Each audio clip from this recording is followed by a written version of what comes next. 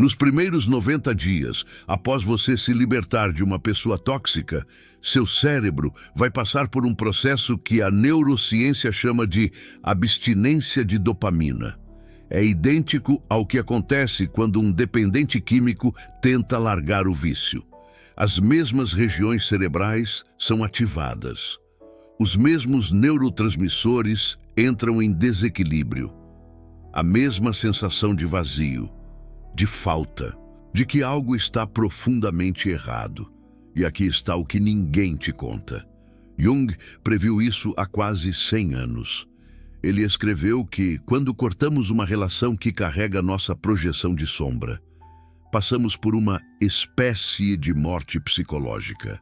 E não é exagero. É literalmente o que a neurociência moderna está confirmando. Você não está sofrendo porque sente falta daquela pessoa.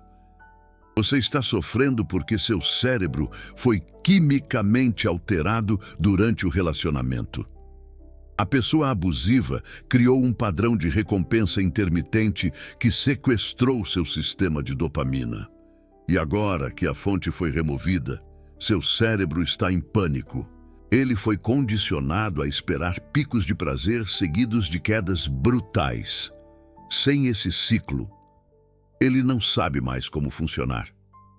Nos próximos minutos, vou te mostrar exatamente o que acontece no seu cérebro nos primeiros 30 dias, nos primeiros 60 dias e nos primeiros 90 dias após o rompimento. Vou revelar por que o rompimento total é tão doloroso e por que qualquer recaída reseta completamente o relógio da recuperação.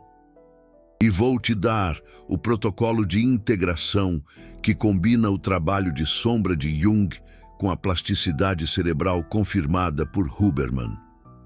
Mas preciso te alertar. O que você vai descobrir vai explicar por que você ainda pensa naquela pessoa. E vai te mostrar que a cura é muito mais profunda do que simplesmente evitar o contato.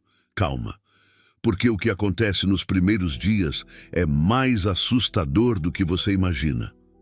O psiquiatra, Dr. Marcelo Guedes, em conversa com Huberman no laboratório de Huberman, explicou que o narcisismo é fundamentalmente caracterizado por um déficit de prazer e uma sensação profunda de inveja. Pessoas com traços narcisistas experimentam um desejo extremo por prazer e constantemente se comparam aos outros, sentindo que os outros têm mais. Essa inveja impulsiona seus comportamentos dominadores e frequentemente destrutivos. Agora pense no que isso significa para você. Durante o relacionamento, a pessoa abusiva estava usando você como fonte de combustível emocional. Sua atenção, sua validação, sua energia emocional eram o combustível que ele ou ela precisava para preencher seu vazio interno. Mas o mecanismo funcionava nos dois sentidos. Enquanto você fornecia combustível, você também estava recebendo doses intensas e imprevisíveis de validação, afeto e atenção. Guarda isso, porque é crucial para entender o que vem depois. O problema é que essas doses eram intermitentes, nunca previsíveis.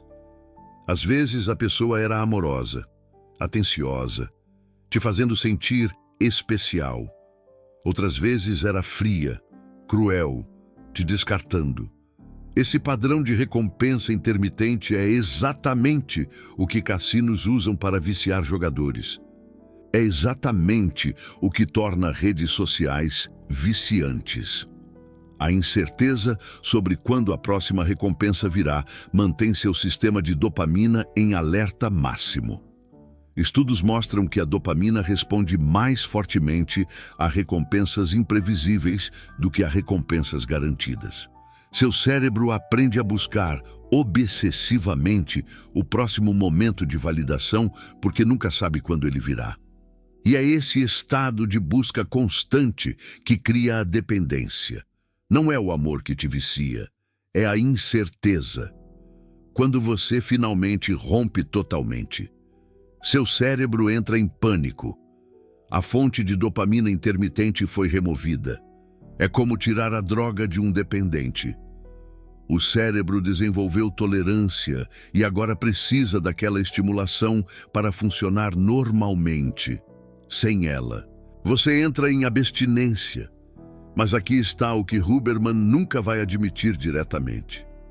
A neurociência do vínculo traumático mostra que não é apenas dopamina que está envolvida. Oxitocina, o hormônio do apego, também foi desregulada. Durante o relacionamento, momentos de conexão intensa liberavam oxitocina, criando um senso de vínculo profundo. Mas, porque esses momentos eram seguidos de rejeição e frieza, seu sistema de oxitocina também se tornou desregulado. O resultado é que seu cérebro agora associa amor com dor, conexão com incerteza, afeto com possibilidade de abandono.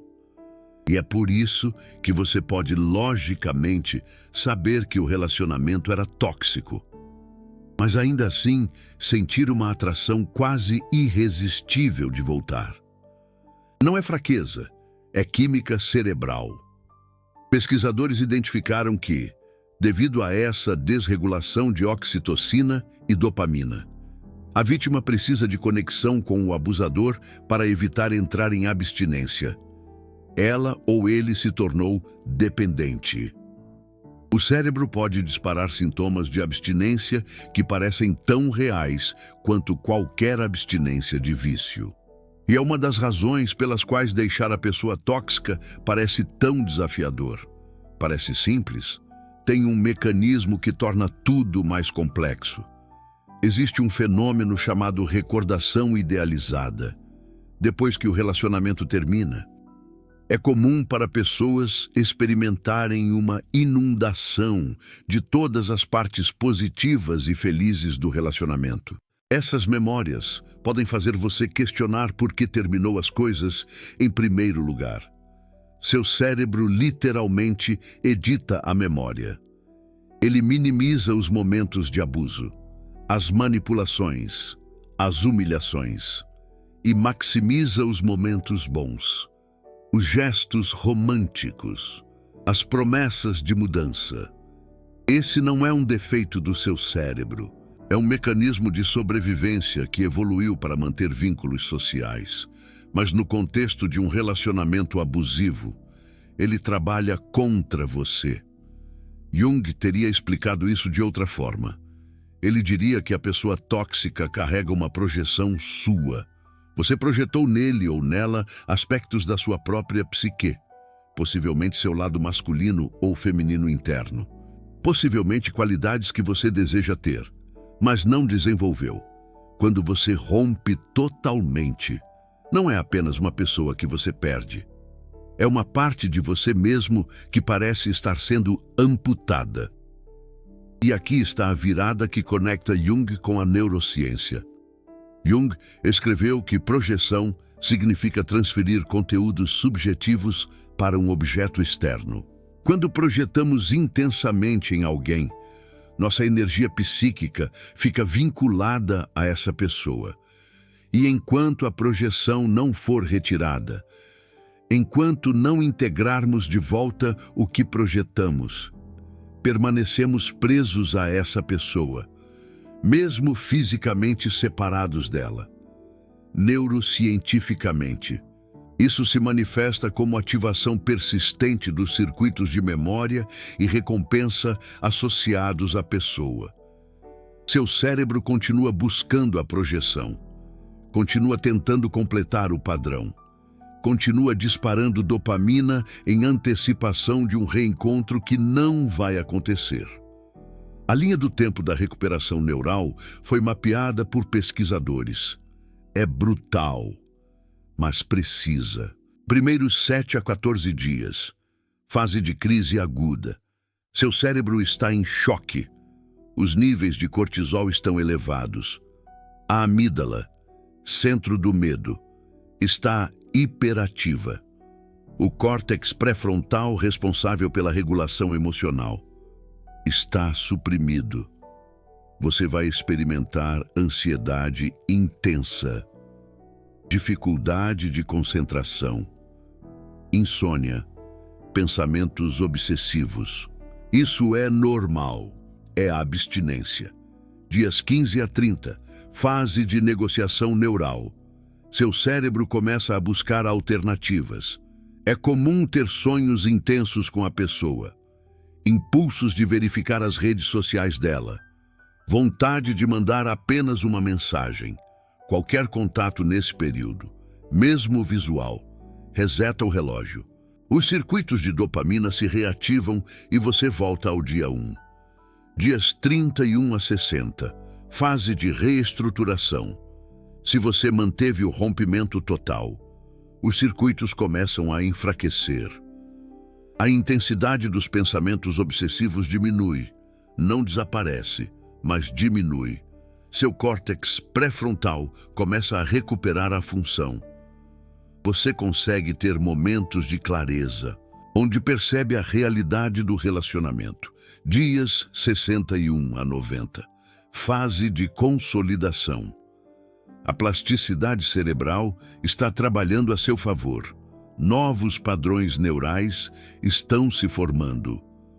Os antigos circuitos associados à pessoa tóxica estão enfraquecendo por falta de uso. Você começa a ter dias inteiros sem pensar naquela pessoa. Mas a recuperação neural é apenas metade do trabalho. A outra metade é psicológica.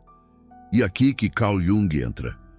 Jung viu claramente que a falha em reconhecer, aceitar e lidar com elementos da sombra é frequentemente a raiz de problemas entre indivíduos e dentro de relacionamentos. A pessoa tóxica que te atraiu não te atraiu por acaso. Ela carregava algo que você precisava ver em si mesmo. Pode ser seu próprio narcisismo reprimido. A maioria das pessoas abriga um lado narcisista suprimido que projeta em outros. O ódio direcionado a narcisistas frequentemente vem de um reconhecimento desconfortável dos próprios traços narcisistas. É como olhar num espelho e não gostar do que vê. Pode ser sua necessidade de validação externa. Se você depende de outros para se sentir valioso, você atrai pessoas que controlam essa validação, pessoas que usam essa necessidade para manipular. Pode ser seu complexo de salvador. Se você precisa consertar pessoas quebradas para se sentir útil, você atrai pessoas que nunca serão consertadas. É como tentar encher um balde furado. A recuperação completa requer que você pergunte: o que em mim atraiu essa pessoa? O que eu projetava nela que me mantinha preso? Que parte da minha sombra ela representava? Que ferida interna ela estava tocando? Por que isso é escondido? Por que poucos falam sobre essa dimensão psicológica da recuperação? Primeiro, porque exige responsabilidade. É muito mais fácil ser vítima de um monstro do que reconhecer que você participou da dinâmica. Isso não significa que você é culpado. Significa que você tem poder. Se você atraiu essa pessoa por padrões inconscientes, você pode mudar esses padrões. Segundo, porque a indústria de recuperação de abuso narcisista foca no abusador. Isso é importante para a validação inicial. Mas se você fica preso no papel de vítima, nunca faz o trabalho interno necessário para não repetir o padrão. Você fica patinando no mesmo lugar. Terceiro, porque a integração da sombra é um conceito junguiano e a psicologia popular ainda tem preconceito contra Jung.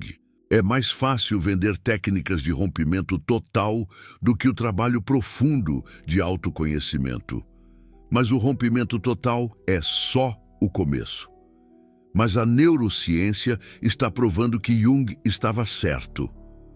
Tornar-se familiar com a sombra é uma parte essencial do relacionamento terapêutico, da individuação e de se tornar mais completo, mais inteiro e mais colorido. É como encontrar as peças que faltavam no seu quebra-cabeça.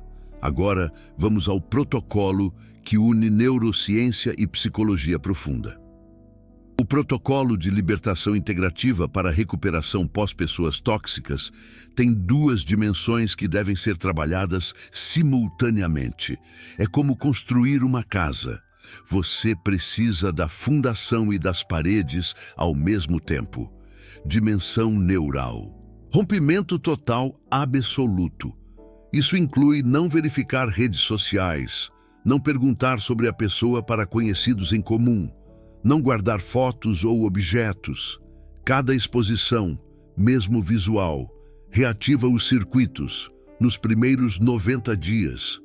Trate isso como abstinência de droga. Você não negocia com o vício. É como um alcoólatra evitando bares. Dimensão psicológica.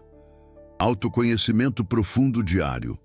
Toda vez que você sentir o impulso de entrar em contato, de verificar redes sociais, de lembrar dos momentos bons, pare e pergunte: o que estou buscando? Que necessidade não atendida essa pessoa representava? Que parte de mim estou tentando recuperar através dela? Que buraco emocional estou tentando tapar? Prática matinal. 5 minutos de respiração consciente, seguidos de escrita terapêutica. Escreva o que está sentindo. Nomeie as emoções. Identifique os pensamentos obsessivos. O ato de nomear recruta o córtex pré-frontal e reduz a reatividade da amígdala. É como acender a luz em um quarto escuro. Prática noturna. 10 minutos de imaginação ativa. Permita que a imagem da pessoa surja, mas em vez de repetir memórias, pergunte à imagem: o que você representa em mim? Que parte de mim você carrega? O objetivo é gradualmente retirar a projeção. É como desfazer um nó. Exercício semanal. Análise de padrões. Revise suas anotações da semana. Identifique gatilhos recorrentes. Mapeie quais necessidades não atendidas estão por trás dos impulsos de contato. Isso te dá um mapa do seu trabalho interno. É como ter um GPS para te guiar na jornada. O protocolo secreto que une ambos está na compreensão de que você está curando duas coisas simultaneamente. Seu cérebro, que foi quimicamente alterado pelo relacionamento, e sua psique, que projetou conteúdos não integrados naquela pessoa. É como tratar uma ferida por dentro e por fora. Você acabou de descobrir por que cortar com uma pessoa tóxica é tão doloroso. Não é apenas perda, é abstinência química combinada com amputação psicológica. Você entendeu a linha do tempo neural dos 90 dias. Você aprendeu que a recordação idealizada é um mecanismo cerebral, não a verdade sobre o relacionamento. E você recebeu um protocolo que trabalha tanto a dimensão neural quanto a psicológica. Essa conexão entre abstinência de dopamina e retirada de projeção foi ignorada pela literatura de recuperação por tempo demais. A maioria dos recursos foca em apenas um lado. Ou é toda neurociência sem profundidade psicológica, ou é todo autoconhecimento profundo sem entender os mecanismos cerebrais. A integração de ambos é o que realmente cura. O Super Thanks não é apenas apoio financeiro. É você dizendo: continue revelando o que escondem. Quando você clica no coração dourado abaixo do vídeo, você está financiando pesquisa que une Jung e Huberman. Você está apoiando conteúdo que vai além da superfície. Cada Super Thanks me permite dedicar mais tempo a estudar essas conexões que poucos fazem. É como me dar as ferramentas para continuar cavando mais fundo. Agora deixa eu aprofundar em algo que poucos entendem sobre a recuperação. Existe uma fase que acontece depois dos 90 dias que Jung chamaria de a noite escura da alma pós-separação. Quando a abstinência de dopamina diminui, quando os pensamentos obsessivos param de dominar. Você se depara com algo que estava escondido embaixo de toda aquela agitação. Você se depara consigo mesmo. E nesse momento que muitas pessoas recaem, não porque sentem falta da pessoa tóxica, mas porque o vazio interno que o relacionamento estava preenchendo agora está exposto. A pessoa tóxica não criou esse vazio. Ele apenas ocupou. E agora que ele não está mais lá, você tem que olhar para ele. É como tirar um curativo e ver a ferida aberta. Carl Jung escreveu que ninguém ilumina através de imaginar figuras de luz, mas sim através de tornar a escuridão consciente. O relacionamento com a pessoa tóxica pode ter sido seu portal para essa escuridão. A pergunta é: você vai usar essa oportunidade para fazer o trabalho? Ou vai buscar outro relacionamento para preencher o vazio novamente? Pesquisadores acompanharam pessoas que terminaram relacionamentos abusivos por 5 anos. Descobriram que aqueles que simplesmente se afastaram sem fazer trabalho terapêutico ou de autoconhecimento tiveram mais de 80% de chance de entrar em outro relacionamento com dinâmicas similares. A pessoa muda. O padrão permanece, neurocientificamente. Isso faz sentido. Seus circuitos foram moldados durante toda a sua vida. A infância. Suas experiências de apego. Seus traumas não resolvidos criaram padrões de reconhecimento. Seu cérebro aprendeu a identificar certas características como familiares e, portanto, seguras, mesmo que conscientemente você saiba que são tóxicas. Jung diria que seus complexos estão atraindo pessoas que os ativam.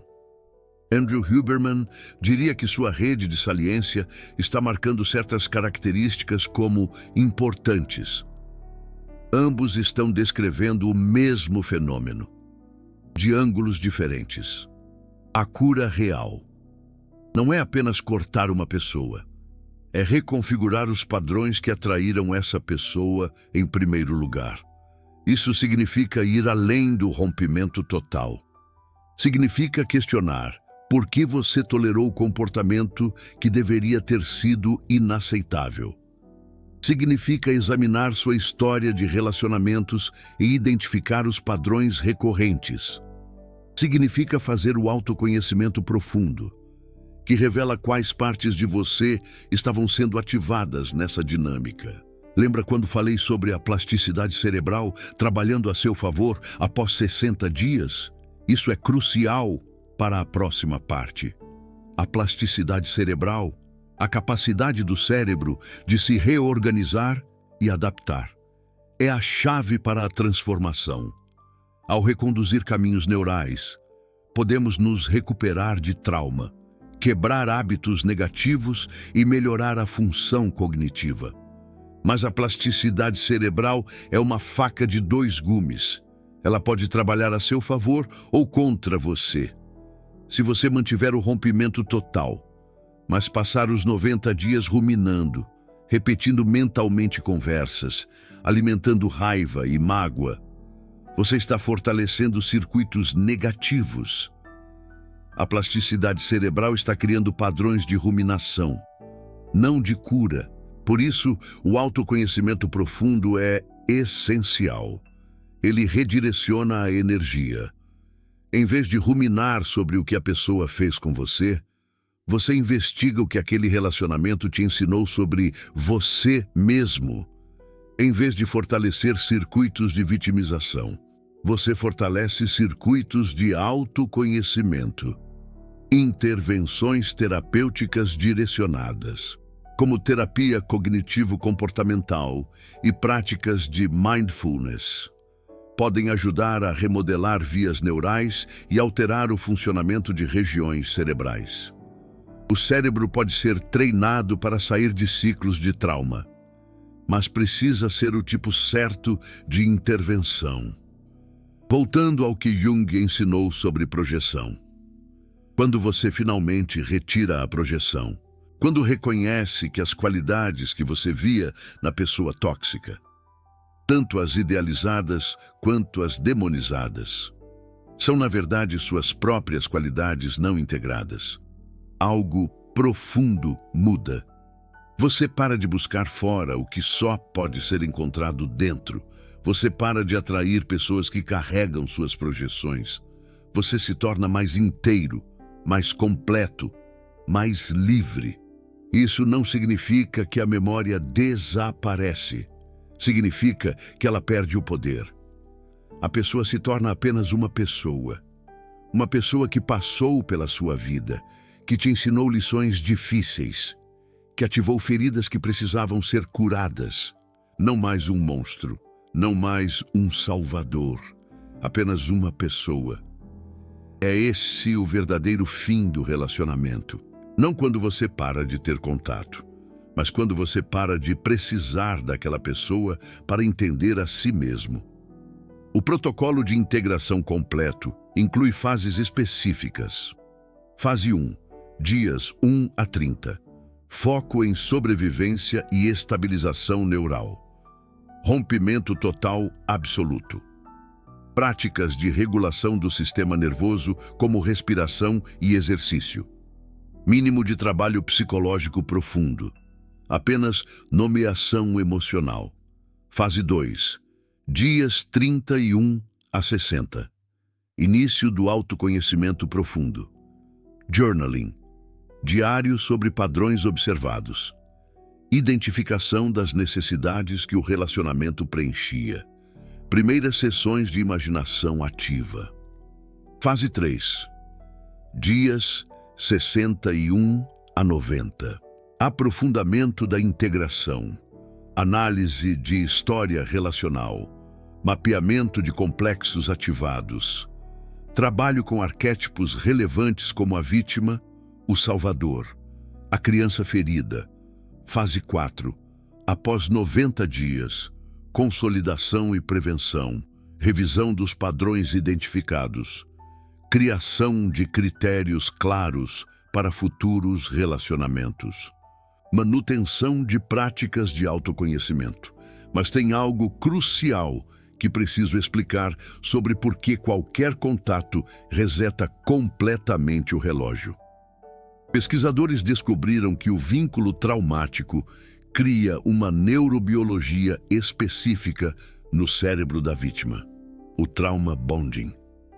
O vínculo traumático é um apego emocional profundo que se desenvolve em um ciclo de abuso que inclui reforço intermitente de recompensa e punição. A neurobiologia desse vínculo é poderosa. Quando a pessoa tóxica alternava entre momentos de carinho intenso e períodos de frieza ou crueldade, seu cérebro estava sendo condicionado em nível celular. Cada momento bom liberava uma quantidade massiva de dopamina, serotonina e oxitocina. Mas porque esses momentos eram precedidos por estresse intenso, a liberação era ainda mais potente. É como se seu cérebro associasse alívio de dor com a presença daquela pessoa. Isso significa que quando você tem qualquer contato, mesmo visual, mesmo através de uma foto ou post em rede social, seu cérebro imediatamente reativa esse circuito. Os neurotransmissores disparam. A amígdala entra em alerta. O córtex pré-frontal perde o controle. É como um dependente que toma apenas um gole e dispara todo o padrão de vício. A neurociência da dependência em substâncias confirmou que não existe uso moderado para pessoas com dependência estabelecida. O mesmo se aplica ao vínculo traumático. Não existe contato moderado. Existe rompimento total ou recaída completa. Os pesquisadores observaram que o cérebro precisa de um ambiente de calma para se recuperar.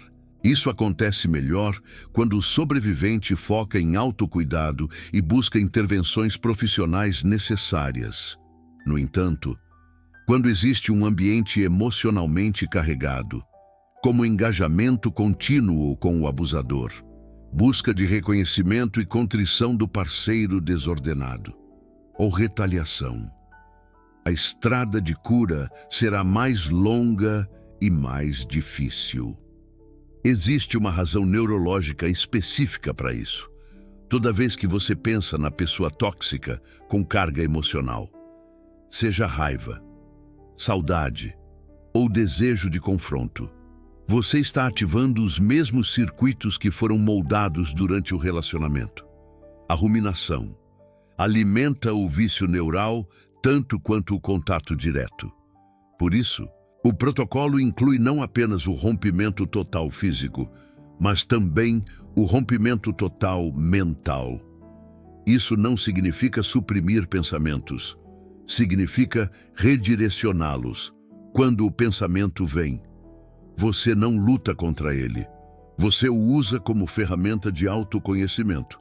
Você pergunta: que parte de mim está sendo ativada agora? E depois, deixa ir. Quero te mostrar algo que poucos recursos de recuperação mencionam. Existe uma fase que acontece entre 6 meses e 1 ano após o rompimento total, que pode ser surpreendentemente desafiadora. Depois que a abstinência aguda passa, depois que os pensamentos obsessivos diminuem, você pode experimentar o que os psicólogos chamam de luto atrasado. Isso acontece porque durante a fase de abstinência, seu cérebro estava em modo de sobrevivência. Não havia espaço para processar a perda. Agora que o sistema nervoso se estabilizou, as emoções que estavam reprimidas podem finalmente emergir. Você pode se pegar chorando por algo que pensava já ter superado. Pode sentir ondas de tristeza que parecem não fazer sentido. Isso é normal e, na verdade, um sinal de progresso. Seu cérebro está finalmente processando o que aconteceu. Não lute contra isso. Permita. Esse é o luto real pelo relacionamento que você pensou que tinha, pela pessoa que você pensou que ela era, pela versão de você que existia naquele contexto. Carl Jung chamaria isso de trabalho de luto pelo que nunca existiu. Você está enlutando uma fantasia. A pessoa idealizada que você projetava na pessoa tóxica nunca foi real. O relacionamento perfeito que você imaginou nunca existiu.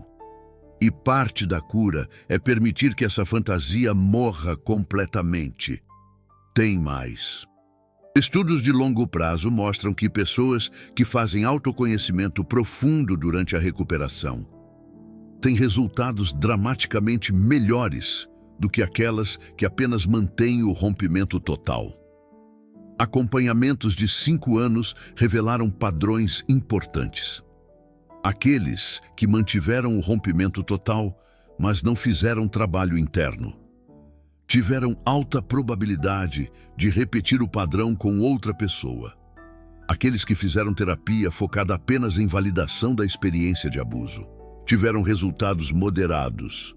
Mas aqueles que combinaram o rompimento total com trabalho profundo de autoconhecimento, que questionaram seus próprios padrões e integraram sua sombra, tiveram as menores taxas de reincidência e os maiores níveis de satisfação em relacionamentos futuros. A diferença é que o autoconhecimento profundo não apenas te protege do mesmo tipo de pessoa, ele te transforma em alguém que não atrai mais esse tipo de dinâmica. Não é sobre aprender a reconhecer pessoas tóxicas. É sobre curar as partes de você que eram vulneráveis a elas. O que realmente está em jogo aqui é maior do que se recuperar de uma pessoa.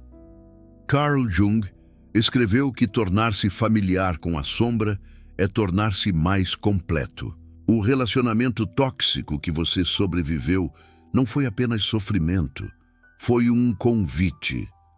Um convite para olhar para partes de você que estavam escondidas, para integrar o que estava rejeitado, para se tornar mais inteiro.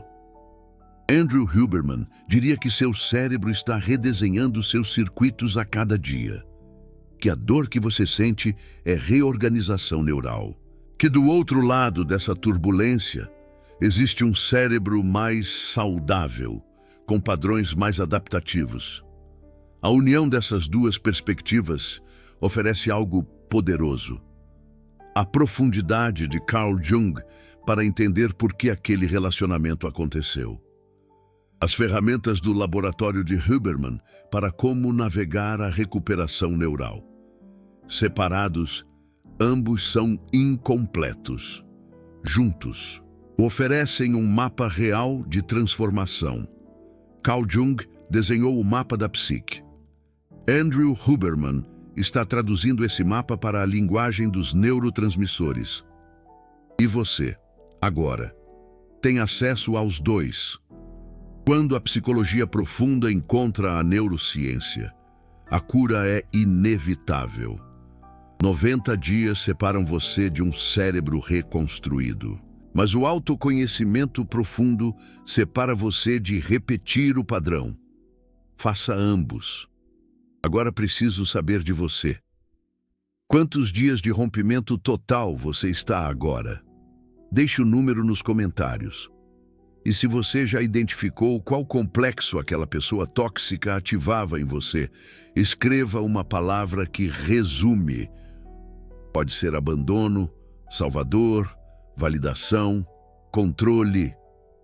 Uma palavra. Vamos mapear juntos os padrões que nos prenderam e que estamos transcendendo.